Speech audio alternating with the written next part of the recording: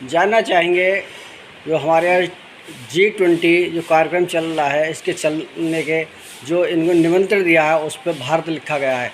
केंद्र सरकार का कहना है कि भारत को ही प्रचलन में लाया जाए, इंडिया को नहीं लाया जाए।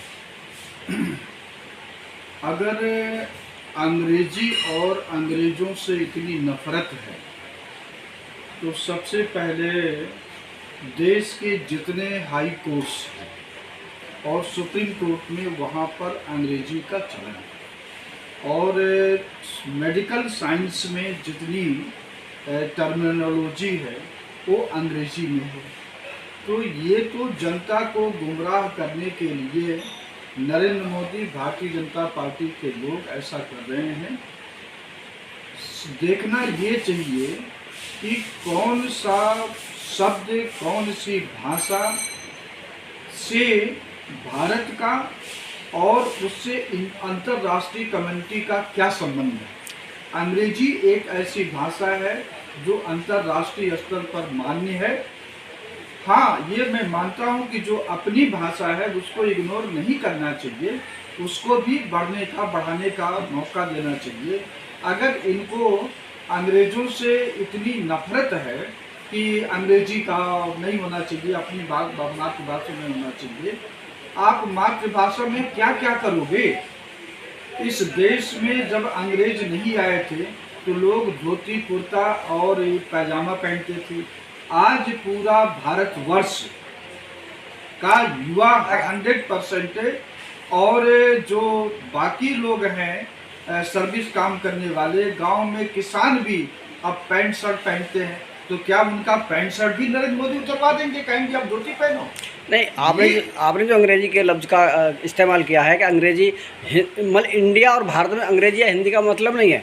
इंडिया जो नाम रखा गया था ईस्ट इंडिया कंपनी के नाम पर रखा गया था, और भारत जो रखा गया था वो भारत के नाम पर रखा गया था। नाम दोनों अलग अलग हैं और एक नाम को प्रचलन में लाना चाहते हैं। जबकि एक बात की जानकारी और दे दूँ कि 2015 में भी केंद्र सरकार भाजपा की ही थी और आज भी भाजपा की है। 15 में केंद्र सरकार ने कहा था कि इंडिया कहा जाए, भारत ना कहा जाए, जबकि 16 के अंदर कोर्ट ने फैसला दिया था कि भारत का जो भी नागरिक है वो जो कहना चाहे वो कह सकता है, भारत का है या इंडिया का है। देखिए, नरेंद्र मोदी कोई एक अपना हमेशा के लिए नहीं रहेंगे। आज नरेंद्र मोदी का शासन है, कल नहीं रहेगा, ये सर्व सत्य है।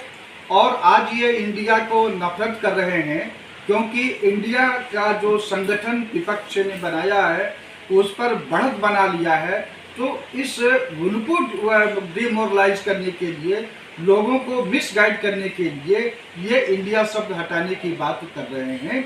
जबकि इनका नरेंद्र मोदी के घर में और आरएसएस और भाजपा के घर में सबसे ज़्यादा मैं तो समझता हूँ कि हिंदुस्तान का शायद ही पूरा सामान मिलता हो, विदेशी सामान मिलता होगा। अगर विदेशों से इनको इतनी नफरत है तो वो तो पहले हटाना चाहिए ना। पहले महात्मा गांधी की तरह जो है, अगर स्वदेशी की बात करते हैं, स्वदेशी का करण की बात करते हैं, तो अपने घर से इस्तेमाल करो, शुरुआत करो ना कि हम विदेशी वस्तु कोई चीज़ अपने घर में ना बच्चों को प्रयोग नहीं होने देंगे। तो आज आप लोगों को ये कह रहे हैं कि भारत को भारत ही माना जाए और कल को कहेगा हिंदुस्तान माना जाए, कुल दूसरा और के नाम पे।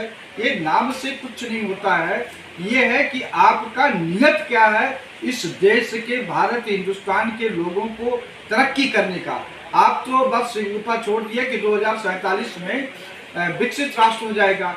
आप विकसित राष्ट्र करने के लिए पहले सब बड़ी रिक्वायरमेंट है कि पर कैपिटा इनकम बढ़ना चाहिए।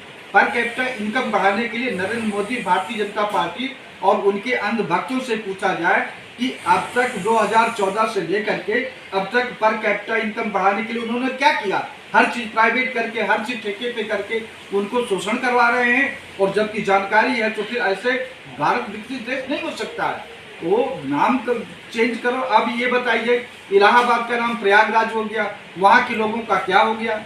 मुंबई बम्बई को मुंबई कर दिया गया, क्या वहाँ पर हुआ? कलकत्ता को कोलकाता कर दिया गया, क्या हो गया? नाम बदलने से क्या हो जाएगा? आप जो है, जो मेन चीज है देश की तरक्की।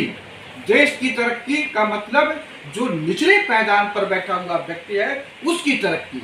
जब उसकी तरक्की होगी तब भारत की तरक्की और विकसित राष्ट्र होगा। जी। दूसरा सवाल है मेरा, दिल्ली के मुख्यमंत्री अरविंद केजरीवाल जी की पत्नी सुनीता केजरीवाल जी के पास 2 वोटर आईडी हैं। अच्छा। जो एक चांदनी चौक से है और दूसरी गाजियाबाद के साहिबाबाद विधानसभा में है। जी। इस पर कोर्ट ने सम्मन जारी किया है जो कि 9 नवंबर को उन्हें पेश होना है। इस पर आप क्या बताना चाहेंगे? देखिए, रिप्रेजेंटेशन ऑफ पीपल एक्ट में ये प्रावधान है कि किसी भी व्यक्ति के पास जो भारत का नागरिक है, 18 साल का वोटर हो गया है, तो उसके पास एक ही वोटर कार्ड होगा। अगर दूसरा होता तो उसमें कॉग्निजेबल ऑफेंस है। तो अगर अरविंद केजरीवाल की श्रीमती के पास 2 जगह से वोटर कार्ड है तो ये गंभीर मामला है और कोर्ट को अपना काम करना चाहिए। जो सजा हो उसको अपना, बल्कि इनको अरविंद केजरीवाल को जाके अपनी पत्नी सहित पेश हो जाना चाहिए, बता देना चाहिए जी है तो है, उसके लिए जो सजा हो दे, हम मानने को तैयार हैं। आगे ऐसा नहीं होगा, काम खत्म हो जाएगा। इसको नहीं, अगर किसी अनपढ़ आदमी के पास जो कि शिक्षित नहीं है और उसके पास 2 आईडी हो जाती हैं तो उसको यह माना जाएगा कि इसने किसी लालच में बनवा ली। हाँ। एक पढ़े लिखे और दूसरे दिल्ली के मुख्यमंत्री जी के पत्नी के पास 2 आईडी मिलती हैं, तो आप इसको किस नज़रिए से देखते हैं? देखिए, इसको जो मैं बता दूं कि जो हुआ है, आप हालांकि इसको तो मैं नहीं मानता। महाभारत काल में जब सजा की बात होती थी तो युधिष्ठिर ने ये कहा कि इसमें जो पढ़ा लिखा आदमी है उसको ज़्यादा सज़ा होना चाहिए और जो कम पढ़ा लिखा है उसको कम सज़ा होना चाहिए, क्योंकि उसको कानून का ज्ञान नहीं है।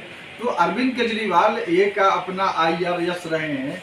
अब एक देश के तो नेता नहीं कह सकते, लेकिन प्रदेश के नेता हैं और पार्टी उनकी राष्ट्रीय पार्टी हो गई है। एक राष्ट्रीय छवि बनाने का वो प्रयास कर रहे हैं, लेकिन ऐसा करके मैं तो समझता हूँ कि अरविंद केजरीवाल ने जो कमाया था उसको गंवा दिए और देश के सामने माफ़ी मांगना चाहिए कि भाई हो गया, आगे ऐसा नहीं। ठीक है, नमस्कार।